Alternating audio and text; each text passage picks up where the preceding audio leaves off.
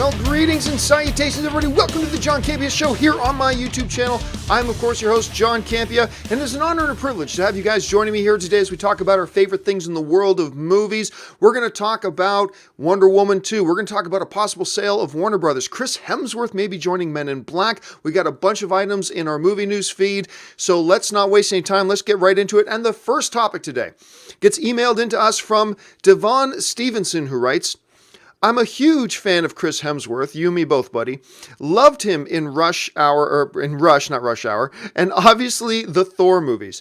I've been seeing on Twitter that he's going to join the cast of Men in Black. Is this true? Is it a good move? Is he just looking for another franchise? Maybe it's a wonderful move? I'm so confused. What do you think? Yes, so yesterday news started going around on the major trades that Chris Hemsworth was now in talks to join a relaunch of Men in Black. Not necessarily a sequel that I'm aware of, but more like a relaunch. Not necessarily calling it a reboot either, but again, that word, a relaunch. Now, Chris Hemsworth, unfortunately, a lot of people think of Hemsworth and they just see him as Thor. He's actually really quite a good actor. And one of my favorite performances, and Devon mentioned him in his message there, was his portrayal in Rush. He was so good in that with Daniel Bruhl, and I believe Daniel Bruhl actually got an Academy Award nomination. Yes, it was a movie that had Thor and Zemo in it together. Ron Howard directed it, and of course Ron Howard's going to be directing the new Han Solo film that's coming out here in a couple of months. He's a terrific talent, and he's supposed to be coming back to Star Trek, apparently, to play Captain Kirk's dad again. A lot of people forget that before he was Thor, he was like George Kirk. Is that what they called him? Anyway, he was Captain Kirk's dad in that first J.J. Abrams Star Trek movie. And apparently he's got this other movie coming up that looks really good and looks really funny. That's being directed by Drew Goddard. It's called Bad Times at the El Royale. Listen to this cast. Chris Hemsworth, Dakota Johnson, John Hamm, Jeff Bridges, Nick Offerman. I mean, that sounds great. So that's another thing he's got coming up. But oddly enough, beyond that, there's really not a lot on his resume right now that's coming up. So he's got some free time on his schedule, and it looks like he's circling that for Men in Black. Now, some people may want to ask the question, why would Sony even want to do Men in Black again? Well, we remember during the Sony email leaks, they were looking at doing another Men in Black years ago, but they were looking at crossing it with 21 Jump Street, which was an interesting idea. There were some people very excited about it. I thought it was a stupid idea. I started to warm up to it a bit, but I think overall it's probably just as well that they didn't do it. But why would they be looking at doing another Men in Black? Well, the reason they'd be interested in doing another Men in Black is simply this. Men in Black 3 worldwide was the highest grossing of the franchise. So Men in Black came out, made almost $600 million worldwide, took a bit of a dip for Men in Black 2, but then it skyrocketed back up for Men in Black 3 at 624. The last Men in Black film was the highest grossing one. Sony, like every other studio, is in the business of looking for some franchises that they can build on. Chris Hemsworth is definitely a guy you can build a franchise around. Now, I've heard some people ask me, hey, if Hemsworth does end up joining Men in Black, does that put a nail in it that he's not going to be Thor anymore? No. Tons of actors are in several different movies every year. If he does join the Men in Black franchise, he can still re-sign and do more Thor movies after Avengers 4 is done, if he so chooses. And it's sounding more and more that that's what he would like to do. Now we just got to find out if that's what Kevin Feige wants to do. I'm sure we'll find all that out soon.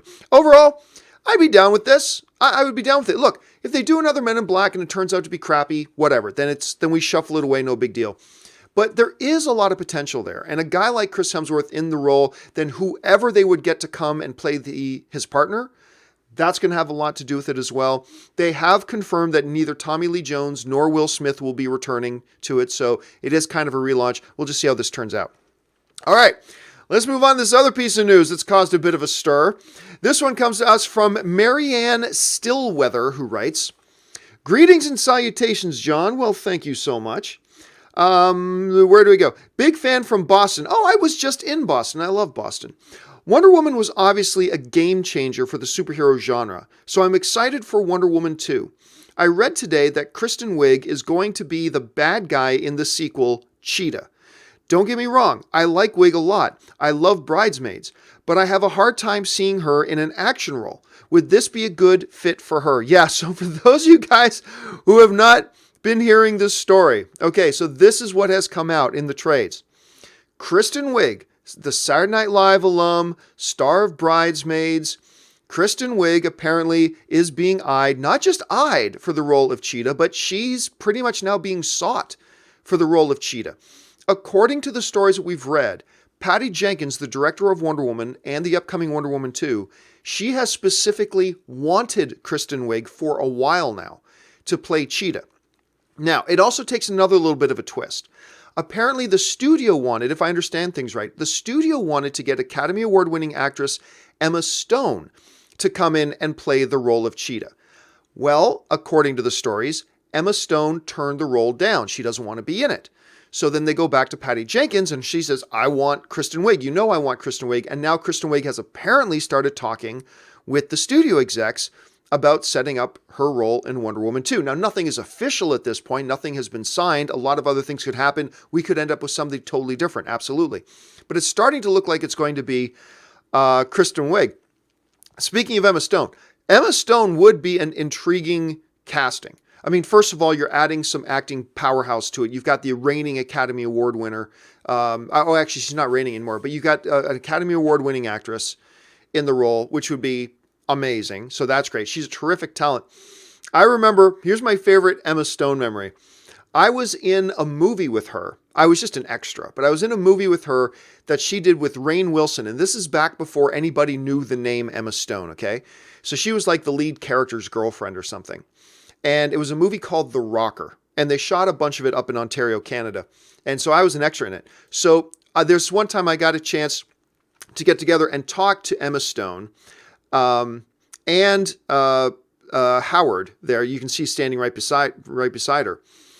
And besides the fact that I was talking to Stone and Howard, the two Gwen Stacy's in the movies, and I remember I put that picture out on social media. It's like, hey guys, look, I've got the first picture of the two Gwen Stacy's. They were, of course, doing interviews for the movie they did together called The Help. But I said, I've got the two Gwen Stacy's here, Bryce Dallas Howard and Emma Stone.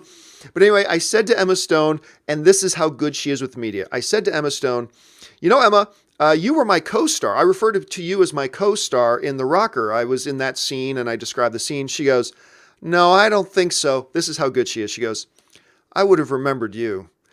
And it's like, okay, you are totally lying, but damn, you're good. You know how to play the reporter's fiddle a lot. So anyway, because that just made me an Emma Stone fan for life when she said that. Of course, she was completely lying. Of course, she was lying, but it didn't matter. It made my heart feel good. So anyway, she would be a great Cheetah, yes. A lot of people, and I will admit myself as well, as a Kristen Wiig fan. By the way, I love this graphic that Ray put together. I love that. Anyway, a lot of people are kind of scratching their heads. Thinking, Kristen Wiig as a comic book supervillain? An action-based comic book supervillain? Like, this isn't like Lex Luthor. That's not an action-based character, although in some incarnations he has been. But this is Cheetah. And some people are looking at it very oddly. Look, I admit, it is a strange choice.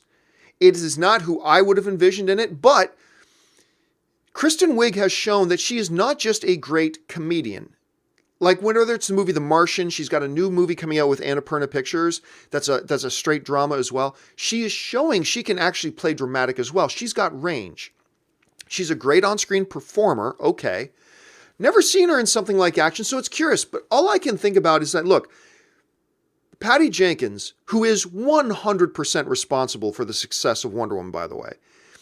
If Patty Jenkins not only wants her, but has wanted her this whole time to be the person to play Cheetah, then clearly Patty Jenkins has something in mind. And maybe it won't be the Cheetah we traditionally understand, which is fine. I mean, I'm up for seeing whatever Patty Jenkins has in mind. That's great. But I will admit, with all of you guys who are saying this is not a good fit, I admit it does look like a strange casting to me. It does look odd to me. But, you know, you've got a good, talented performer. And as long as you're starting off with a good, talented performer, then I'm willing to give the director the benefit of the doubt to see what it is they have in mind. Now, if she was starting off with a leather shoe and somebody who's just talentless, whatever, then I wouldn't be giving them the benefit of the doubt. Kristen Wiig's got talent. She's shown she's got talent. She's shown she has star appeal. She's shown she makes successful films.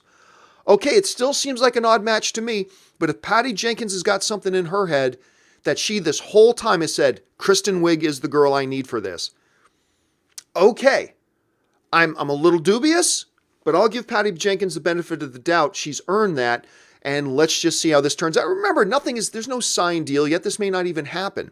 But if it does, it's interesting. All right, let's move on now to the next item. And the next email comes into us from Anuet B, who writes, or Anuet B writes, "Hey John, viewer from London here." Oh, thank you so much, Anuet. With all the mergers and sales going on, do you think that Warner Brothers could actually go up for sale like the news stories are talking about? If Warner Brothers goes on the block, who are some likely buyers? Could we see Disney scoop them up and control both Marvel and DC properties? Thanks, and keep up the filthy. All right, thanks a lot for the email, Anuet. And yes, so what's been going on here, for those of you, give you a little bit of a background on this. A while ago, AT&T completed a deal with Time Warner to purchase Time Warner to the tune of what I believe was $85 billion. That dollar figure, by the way, just astounds me. Anyway, so they completed a deal, $85 billion. However, the government is trying to put the kibosh on that deal, saying there's anti-competitive things in this deal and it's not a good deal, and the government is currently trying to stop the deal. So they're in the middle of this court fight right now. In a report in The Wrap, there came a story that, look, everybody knows here that there is a chance that the government will be successful to stop this merger, to stop AT&T from taking over Time Warner and all their subsidiaries, which include Warner Brothers, HBO, things like that. And of course, DC is a part of Warner Brothers. So an interesting thing in the story in The Wrap, though, and a little throwaway kind of comment that they mentioned in their report was this. This is from The Wrap, where it says, right near the end of the article, it says, if the merger fails, an individual close to the company told The Wrap that Time Warner would likely be broken up into parts and sold separately as Warner Brothers, HBO, and Turner, leaving the fate of DC Comics a bit up in the air. Let me read that again. If the merger fails, an individual close to the company told The Wrap that Time Warner would likely be broken up into parts and sold separately as Warner Brothers, HBO, and Turner, leaving the fate of DC Comics a bit up in the air. Now, I've read some other commentators mention this and say, well, actually, unless they wanted to split off DC from Warner Brothers, DC is kind of attached to Warner Brothers, so whoever got Warner Brothers would probably also de facto get DC as well. So whatever the truth of that matter is, they're looking at selling it off. Time Warner as a whole is trying to sell itself entirely to AT&T. It does make sense then, if the government kills that deal because it's too anti-competitive, that they would look at breaking up the company into its individual parts and then selling off the individual pieces. That makes sense. I understand that if that comes around to happening. Here's where the problem comes in, though. This has caused a situation where a bunch of people have begun speculating that, okay, if the AT&T deal doesn't go through, and if Time Warner sells off Warner Brothers, could, as Anuet mentions in the email, could Disney sweep in, continue to be a buyer, buy up Warner Brothers, and thus Disney would be in control of both Marvel and DC properties since they would own Warner Brothers? In theory, sure. However, there's a big major problem. There is no way the government would allow Disney to scoop up both Fox and Warner Brothers. No way. I mean, we're still not even sure that the government's going to let Disney buy Fox. I mean, we're still over a year away from finding out if they're going to let that happen. So we don't even know if the government's going to let them buy Fox, let alone buy Fox and buy Warner Brothers. It's just, it would trigger every anti-competitive clause in their spidey sense of the government. I just can't see a scenario in which that would legally be allowed to happen. But somebody else would. So then the question comes up, who would be possible suitors? Well, if the government does allow Disney to buy Fox, then they wouldn't have a precedent to allow, say, if Comcast wanted to sweep in and buy Warner Brothers, or another media player entirely.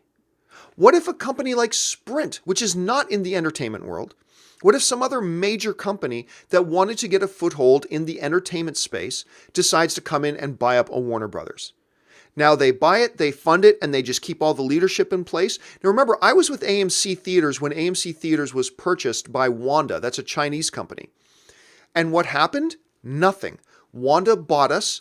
All the leadership stayed in place. Our CEO, our presidents, all the employees, and we just kept operating business as usual. What could happen here is some other company comes in, buys Warner Brothers up, and nothing changes. Warner Brothers just keeps operating as they are.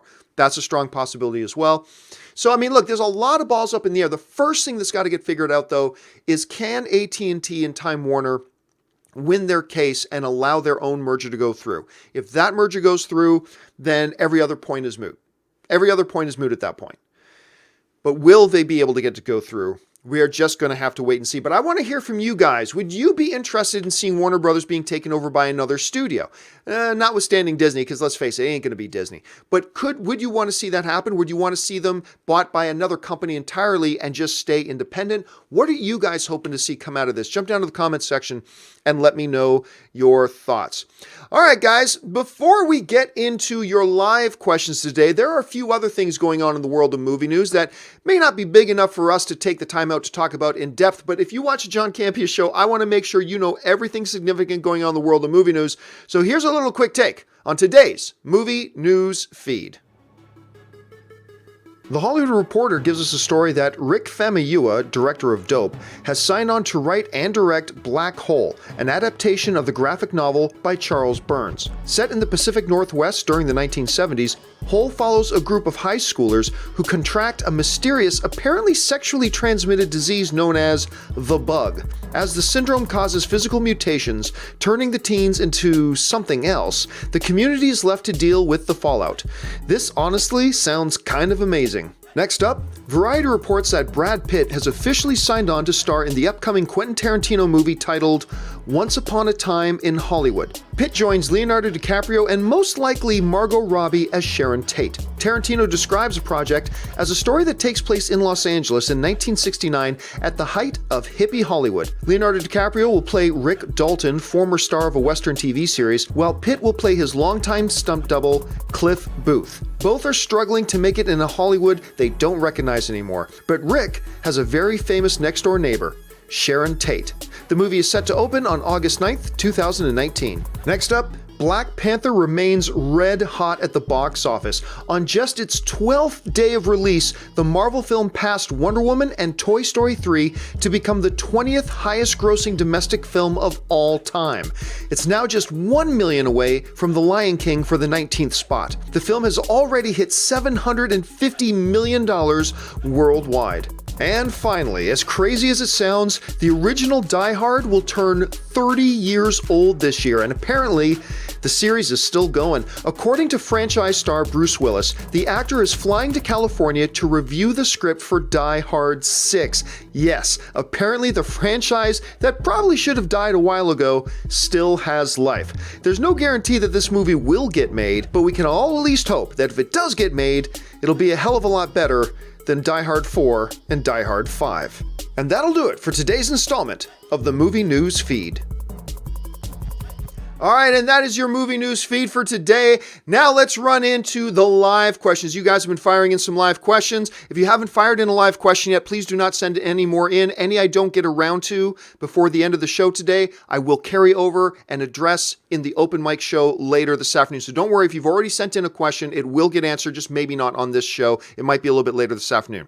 All right, with that out of the way, let's get started with the questions today. And the first question today comes to us from Abhijit, who writes, "Hey John, why Netflix original movies are not eligible for Oscars, or do they? Do you know the eligibility criteria? Do you think they should be included?" Netflix original films can be eligible for Oscars.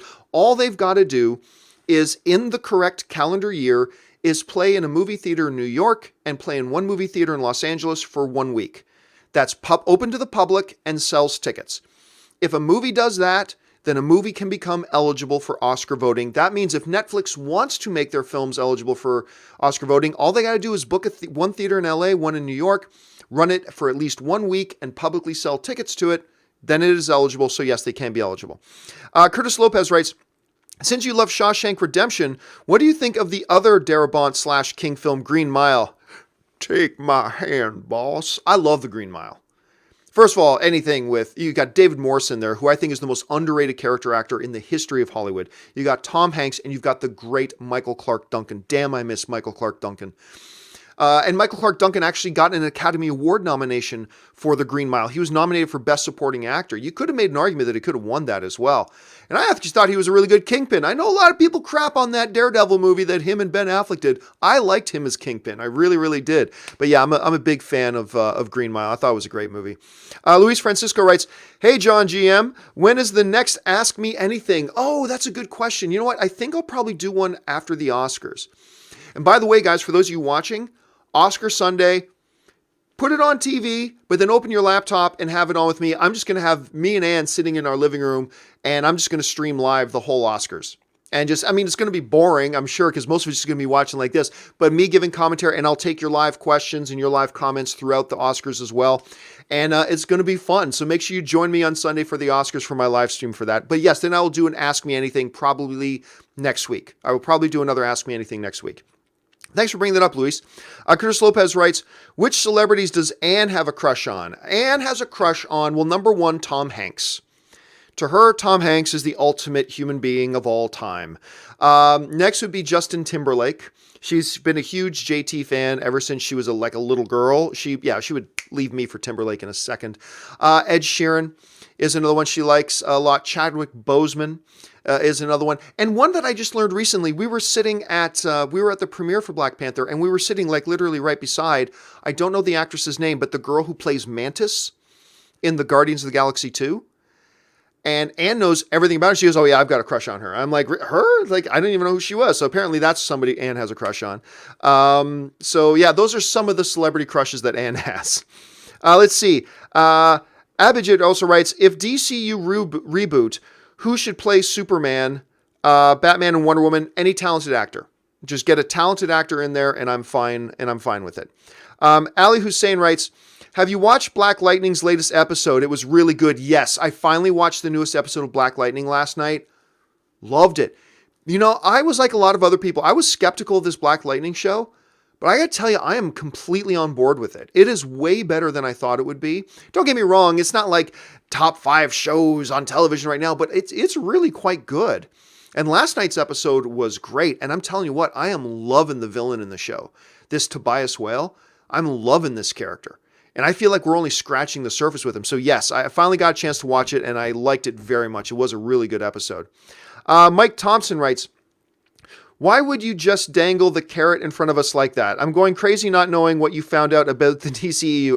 Well, here's the thing. I've had a few people say, well, if you're not going to tell us what it is, why do you even mention it? I have tons of people always telling me one of the things they like about my shows is that I am more casual and personal. I'll talk personal, right? Blah, blah, blah. And I just decided, you know what? I will share with you guys. There is something boat rocking coming from DC, from the DCEU. I know what it is, but I ain't going to share it because of all the crap I took when I shared the Ben Affleck thing. And then all the crap I took for the Jake Gyllenhaal thing, both of which turned out to be true, by the way. And all the garbage I took for that. So I'm not going to share what it is, but I will let you guys know there is something significant coming. It could get revealed in the next 3 or 4 days, could take 3 or 4 months to come out publicly, but it is coming out. And I just want to let you guys know something on that scale is coming. Keep your eyes open for it. It's coming. Let's see. Amin writes, Zac Efron, Ted Bundy film, wrap production. Release date hasn't been announced yet, but do you think it will be released by the end of the year? I don't know. I mean, you still got post-production, and then they're coming up with their marketing plan. It depends. I mean, if it's as good as some people are saying they think it's going to be, they may want to release it in November or December in that Oscar window. They might want to release it in that Oscar window if it's as good as I'm hearing some people think it could end up being. If they think it's good but not quite enough to get legitimate Oscar buzz, then they may push it into February or March. So It's 50-50 right now, to be honest with you. I'm not really sure. Let's see. Sharon Aurora writes, Johnny, you tease us with why you tease us with WB information? Well, I just explained that because I wanted to let you guys be in the know that something like that is coming. The announcements will be made relatively soon, I guess, and I wanted to let you in on it. But I'm not going to tell you the specifics because I'll just take a lot of crap if I share the specifics, and I'm done taking crap from people who won't follow up and apologize when they find out that they're wrong. So anyway, that's why. But keep your eyes open. The news is coming. You will hear it. It's not going to be a big secret for long. James Walsh writes, why are some stories considered unfilmable? Well, because, look, there are stories that are written either in graphic novels or in novels themselves that are so abstract, or in many ways really rely a lot on the, reader's interpretation of it. But to actually put it to film and put it in a cohesive narrative that you can tell in a 2 to 2 hour and 20 minute story, there are a lot of stories that are just like, it can't be done properly. Too much of this story relies on the imagination of the reader or all that kind of stuff. Or too much of the story, somebody needs a week to sit down and read this book to really digest it properly. It can't work on screen. There could be 1,000 reasons why any particular story would be considered unfilmable, but those are just a couple of them. Kevin writes, just watched Tropic Thunder for the first time last week. I envy you. I envy people who get to watch movies that I really enjoy for the first time, because I will never have the ability to watch Tropic Thunder for the first time again. I'll never be able to do that. So I envy you. Loved it. Do you think a character like Robert Downey Jr.'s would ever be put on the big screen again, or would that not be acceptable in today's society? Oh, really have a white actor painted in blackface to do it? No, you can do that. You could do what they did in Tropic Thunder where they made a joke out of it. Sure, you could do that. But could you actually cast, say, John Hamm playing Martin Luther King and put him in makeup and blackface? No, that would be horribly offensive. That would be, no, you can't, you could not possibly do that in real life. So no, you couldn't do that. One of the most interesting things about Tropic Thunder, though, to me, at any rate, is I constantly say Tropic Thunder, the only reason Tom Cruise still has a career today is because of Tropic Thunder. His portrayal of Les Grossman, I believe that was the name of the character, completely saved his career. A lot of people forget Tom Cruise's career was really in jeopardy at that time. His career was in jeopardy, and people were really questioning his future in the business. And then he had a stroke of genius. He played this character, Les Grossman, one of the funniest characters I've ever seen in movies. I want a standalone Les Grossman movie badly. I badly want a standalone Les Grossman movie. Completely. And that's the movie this year. But yeah, thank you for sharing that. I'm really envious you had a chance to watch it for the first time, and now I got to go watch it again this week for sure. James B. writes, regarding Kristen Wiig as Cheetah, remember back in the day when we first heard about the goofy comedian Michael Keaton from the Mr. Mom movie? Oh, look, we've had lots of examples of that. That doesn't mean... Let me defend everybody for a second here. Yes, I remember when they cast Heath Ledger and everybody said it was the stupidest thing ever. Like, they're ruining Batman. They're going to ruin the Joker. They got the Brokeback Mountain guy to play the Joker. Hey, look, I remember that. And it turned out he was awesome. I remember people didn't like the casting of Hugh Jackman as Wolverine. And now we can't even imagine him without it. But the difference was that Heath Ledger was already a proven talent. He was really talented. Hugh Jackman, I believe, is one of the most talented human beings in the world right now. And certainly there was the Michael Keaton thing, but at least Michael Keaton, we knew he was really talented, but just could we buy him in that role? But that doesn't mean, those are the exceptions. Those are the exceptions. That doesn't mean every bad casting decision we hear about, we should just go, well, it's going to work because Hugh Jackman worked as Wolverine. I mean, we got to keep those in mind. We got to keep those in mind and say, well, it's not impossible this could work because Heath Ledger worked as Joker.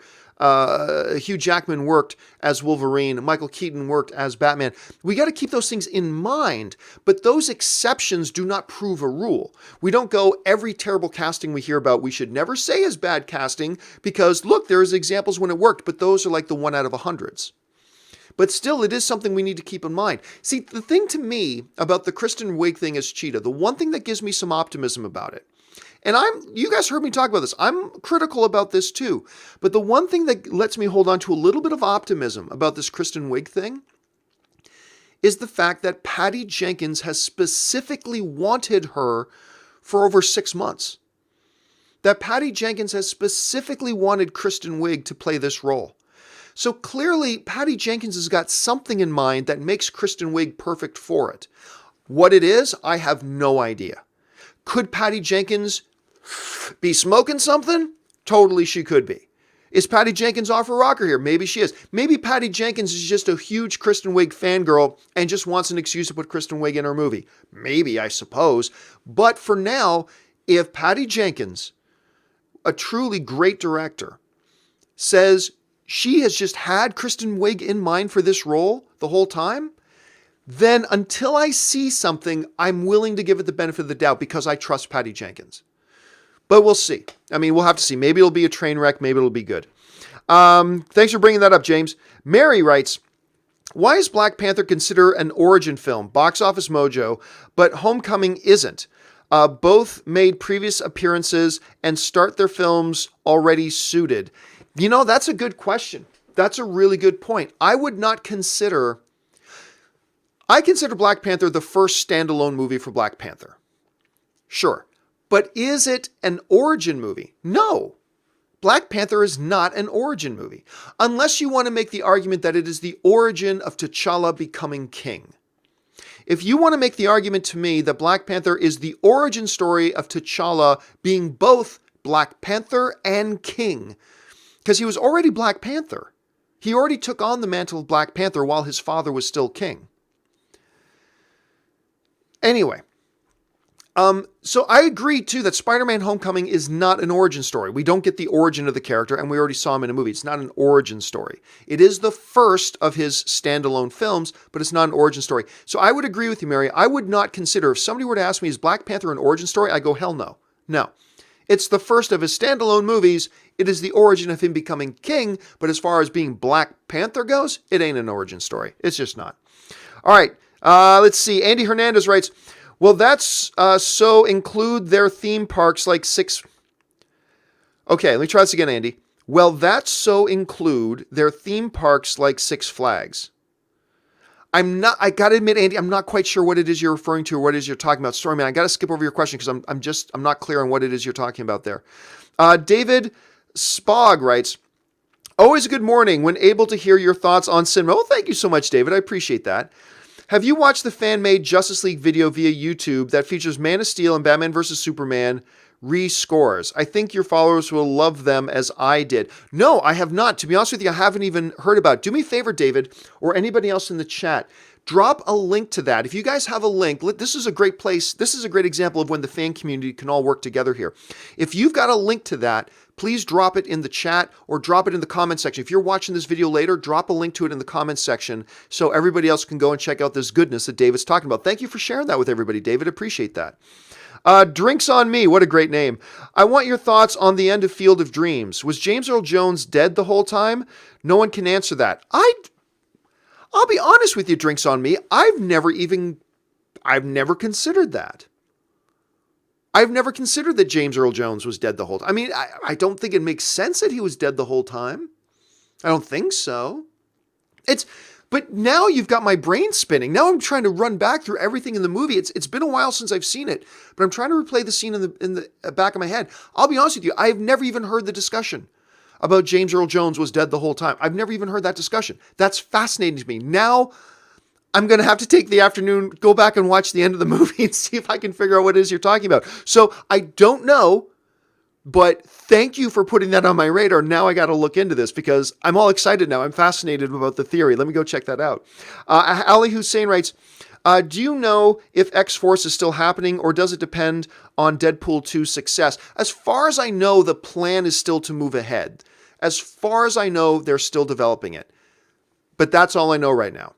Whether they'll be able to get something going in time to affect the Disney-Fox merger, if the Disney-Fox merger even happens, we'll have to see. But as far as I know right now, it's still on the docket. They're still moving ahead with it as far as I know. Julio Wallace writes, how you rank Yager. Oh, I mean, I'm probably assuming you mean Jaromir Jagr. How would you rank Jaromir Jagr amongst the all-time best hockey players? I'd put him in the top 20. And that's good considering the tens of thousands who have played in the game. I would put Jaromir Jagr in the top 20. The fact that he is still playing, the longevity of this guy is crazy. And he's not just playing, he's playing well.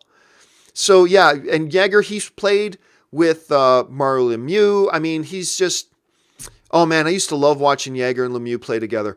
When Jagr, Lemieux, and Paul Coffey were all on the same team, man. Are you kidding me? Let's see. Miss Abby 101 writes, John, you're always talking about MoviePass and how good it is. Places over there should do how we do it in the UK. Cineworld card is $17.90, and you can see as many movies in a day as you want. Well, I mean, if somebody can make a business out of that work, then hopefully it will. If Cineworld, I keep hearing people mention Cineworld to me, and if they can really make a business case and show they're profiting from it, like, there's no point in giving your customers a good deal if it hurts your business. Then there's no point. If Cineworld can make a real case that what they're doing is, number one, profitable, and number two, winning over the audience, then I think you're going to see North America's cinemas pick that up as well. But they got to be able to show both. That one, the audience likes it. Two, that it's making them profitable. Let's see. Javier Belmer writes, whatever happened to the film adaptation of the Console Wars book? Wasn't it going to be directed by Seth Rogen and Evan Goldberg? Bit of a shame, really. Yeah, I never heard of anything going beyond the initial concept. Now, for all we know, it's still in motion. It's still happening. For all we know, they're casting it as we speak. But I have not heard boo about it for a while. And to me, it sounds like a really interesting... Like, it could be they're running into rights issues. There's a strong possibility here they're running into rights issues about it. And if that's the case, well, that would explain a lot. I would suspect if it has hit a snag, it's probably over one of the consoles or both of the console companies fighting it. But who knows? We'll just have to wait and see. All right, guys, that's all the time I have for today. Don't worry, I know there's a few of you who still had chat questions in there. I will get to those first on open mic this afternoon at 3 p.m. Pacific Standard Time, so your questions will get answered there. Special thank you to all you guys who did send in chat questions. You keep the conversation going, and it's a great way to support the channel, so thank you for that. Hey, listen, guys, you might have noticed that we started the show with email questions that came in from you guys. How do you get a topic or question via email on the John Campea Show? It's simple. You just email me anytime at john@thejohncampeashow.com. Put the word topic in the subject line and keep your email to 90 words or less. Also, if you want to follow me on Twitter, just follow me on Twitter simply at John Campea. And listen, guys, do me a favor. If you guys enjoy watching my programming and you like watching my shows, support the channel. How can you do that? Do me a favor. Head on over to www.patreon.com/John Campea. There you'll get all the information on what it means to be a Patreon supporter, how being a Patreon supporter keeps these shows on the air, and what benefits there are to being a Patreon supporter as well. And then maybe you'll decide to be a Patreon supporter too, which would be awesome. But if you don't, that's perfectly fine. I'm just glad you're here being a film fan with us. All right, guys, that will do it for me for today's installment of the John Campea Show. Once again, I'll be back this afternoon with our open episode of Open Mic. That's at 3 o'clock Pacific Standard Time, just taking your live questions. My name's John Campea, and until next time, bye-bye.